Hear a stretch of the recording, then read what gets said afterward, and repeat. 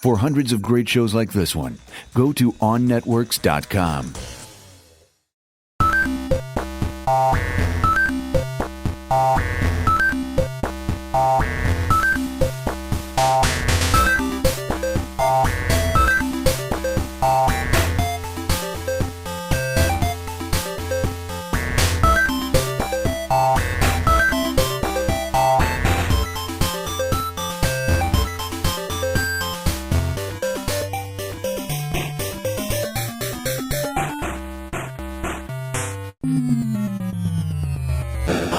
Usually when a console fails, it's for a number of reasons that are pretty common. You know, the hardware's bad, software's bad, there's no third-party support, there's no killer app. The Dreamcast, on the other hand, had all of those things on the good side, and it failed for a different reason entirely. The Dreamcast is kind of an anomaly in that it's the only failed console that actually wasn't that bad and is very well remembered. You know, no one really looks upon the Atari 7800 fondly, no one really misses Virtual Boy, but the Dreamcast had a lot of fans. The birth of the Dreamcast was supposed to be a new start for Sega. Alright, prior to the Dreamcast, they had management who just couldn't make a decision and stick to that decision.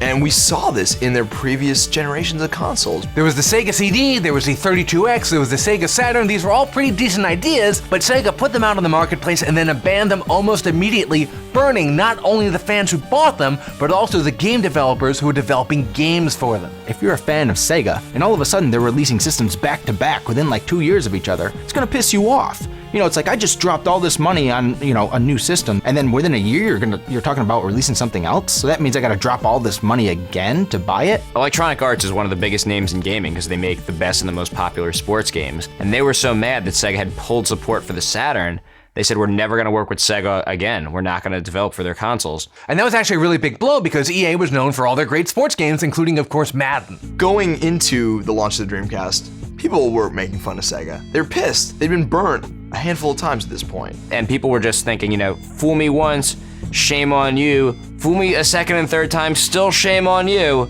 Fool me a fourth time, shame on me. The thing is, when the system actually launched, it really was good. And it won over a lot of media.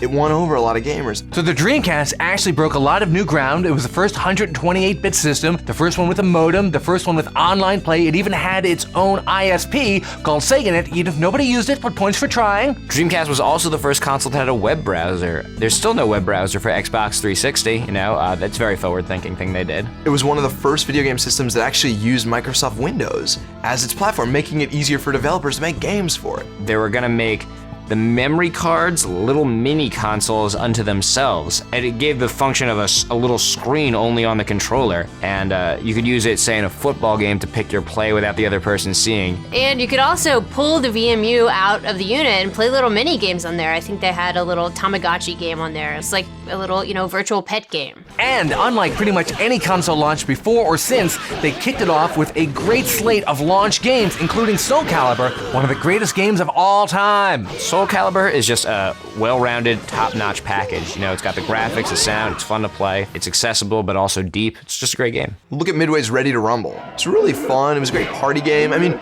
it did everything right. So even though EA wasn't making sports games for the Dreamcast, Sega said, you know what, we'll just make our own sports games. Thus was born the 2K Sports Series, which was just as good as anything EA was putting out. Sega's NFL 2K series actually ended up rivaling Madden, both in sales and critical response. It earned a reputation as one of, if not the greatest sports gaming console ever. They didn't earn that reputation with EA's help. They earned it by making their own badass sports games. The Dreamcast got off to a great start, and the people buying it were video game fans. They were buying a lot of games for it. So at first, it looked like it was a very promising new system. You know, in 3 weeks, the Dreamcast sold more than 1 million units in America. It's pretty wild. The problem, the complicating factor here was the rumors and eventual announcement of the launch of the PlayStation 2. You may not believe this today, but back then the name Sony was associated with a pleasant, fun gaming experience. Them even just announcing the theoretical existence of the PS2, well, that just took all the wind out of Sega's sails. Even though PlayStation 2 was still a year and a half away, Sony had developed a pretty strong following. They released a lot of great games for PlayStation 1, and they were still releasing pretty good games for PlayStation 1, and Sega realizes between them and Nintendo, they don't really have much time left. So despite all that, the Dreamcast still had a really fantastic first year. A lot of classic games came out of that era. Soul Reaver, Choo Choo Rocket, Sonic Adventure, and a huge library of sports games, of course. I played a lot of Marvel vs. Capcom 2 on Dreamcast.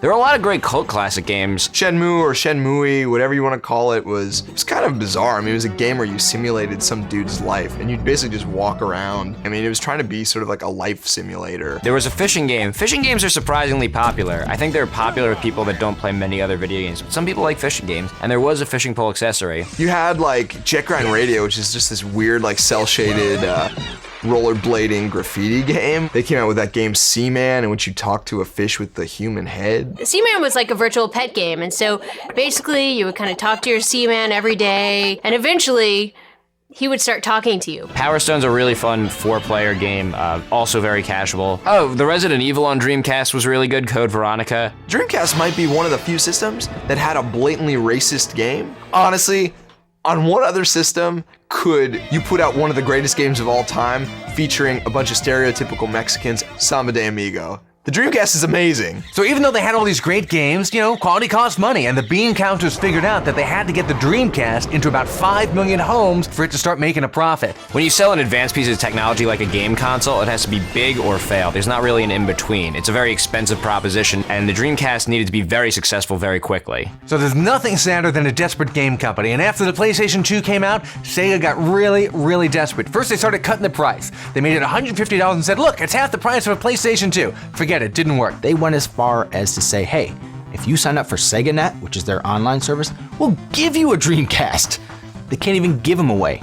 That didn't work. And then, I mean, this is the kicker. The PlayStation 2, when it came out for the holidays, they could not meet demand. They shipped about half of what they promised. They're supposed to ship 1 million units. They only shipped 500,000. So what does the Dreamcast people think? Wow, this is a great opportunity for us to capitalize on the PS2 shortage. We're gonna have a really good Christmas because there's 500,000 people who are not getting a PS2. Well, they gotta buy something. What happens? People are like, you know what? I'd rather have nothing for Christmas than a Dreamcast. They couldn't even sell Dreamcast at Christmas. Even with no PlayStation 2, they couldn't even sell Dreamcast at Christmas.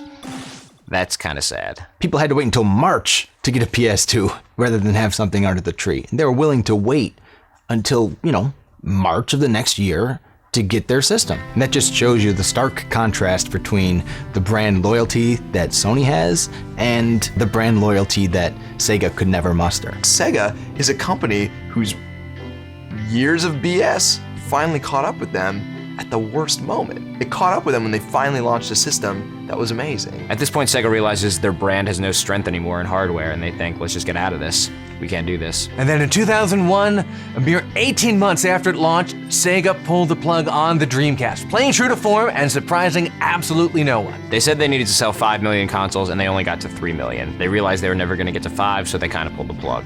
And a year and a half's pretty quick. There's been consoles a lot worse than the Dreamcast that lasted a lot longer. The moral of the story here is if you don't protect the integrity of your brand, you can never get that back. So by not protecting that, nobody trusts them anymore. Sega's like the Ike Turner of video games, It's like for years, man, with the launch of every new bit upgrade, the Sega Saturn, it was just like another smack in the face. And then they come back, with another system, be like, oh, I'm sorry, baby. I'm here for good this time. I'm here for good. And finally, by the time they clean up their act, they came back, they brought the Dreamcast. They're like, we're setting up permanent roots. We want to have kids. We're going to be here for a while.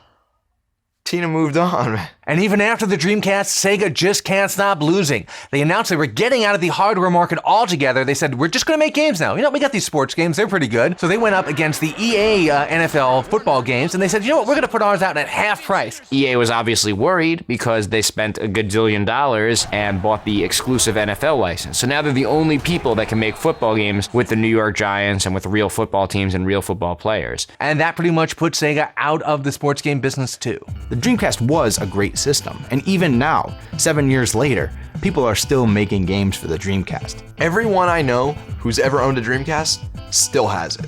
And that's a lot more than you can say for most video game systems. For some reason, I won't throw it away, even though I haven't played it in years. It's just a sign of respect. There are a ton of gamers out there with their Xbox 360s who feel like, all right, this is who I'm married to now. That Dreamcast who I used to date in high school, if things just went a little different, we'd still be together. It'd be awesome. We'd be, in Tahiti right now. But you're like, it's cool. I got Halo 3. Maybe we were all too worried about Y2K to notice, but Dreamcast was a pretty good little console.